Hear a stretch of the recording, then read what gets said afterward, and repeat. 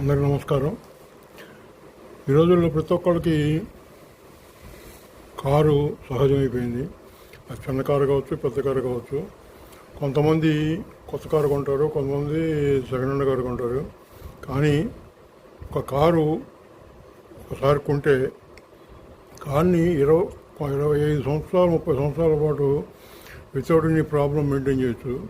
కానీ కొంతమంది కారు కొంటే 5 ఏళ్ళ 10 ఏళ్ళ మార్చేస్తుంటారు. ఇది వాళ్ళ ఇష్టం. అది కానీ నేను నా కార్ని 1999 సంవత్సరంలో కొన్నా.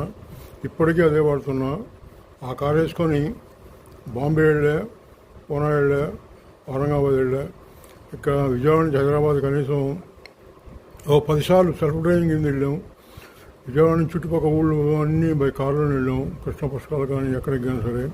కానీ నా ఉద్దేశంలో ఒక కారు కొంటే కనీసం 25 years to 30 years అదే కార్ని జాగ్రత్తగా మెయింటైన్ చేస్తే without any problem, without any hesitation ఆ కార్ని 25 to 30 years గ్యారంటీ మెయింటైన్ చేయొచ్చు. కానీ చిన్న చిన్న ప్రాబ్లమ్స్ వస్తూ ఉంటాయి. ప్రాబ్లమ్స్ గురించి మన కారు అమ్మాల్సిన కారు ఎక్స్చేంజ్ చేయాల్సిన అవసరం లేదు. ఒక కారు కొని ఎక్స్చేంజ్ చేసేవంటే కనీసం లక్షల్లో డబ్బు అమౌంట్ ఇన్వెస్ట్ చేయాల్సి వస్తుంది. ఈరోజు కొత్త కారు కావాలంటే కనీసం 6-7 లక్షలు, 8 లక్షలు, 9 లక్షలు మంచి కారు లేదు.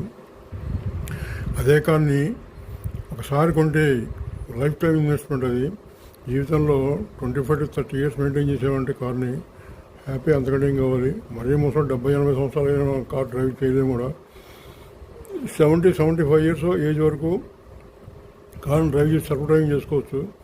మనం 100-120 kilometers పడిపోకల్లా. ఇప్పుడు నేను నా కార్తో 70-80 kilometers వెళ్తాం. ఒకసారి మాత్రం మచిలీపట్నం సముద్రస్థానానికి వెళ్ళినప్పుడు 110 టచ్ అయింది. అంటే ట్రాఫిక్ ఏం లేదు, బ్రహ్మాండంగా ఉంది. రోడ్డు కూడా బ్రహ్మాండంగా ఉంది.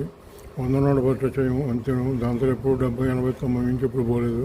అయినా సరే సేఫెస్ట్ స్పీడ్ ఈజ్ 70-80 స్పీడ్ వెళ్తే చాలు. ఎందుకంటే ఎక్కువ అవసరం. ఇప్పుడు నా కారు వేసుకొని ట్రైల్కి బయటికి డ్రైవ్ చేసుకుంటూ వెళ్తాను. చూడండి సార్, అబ్జర్వ్ చేయండి.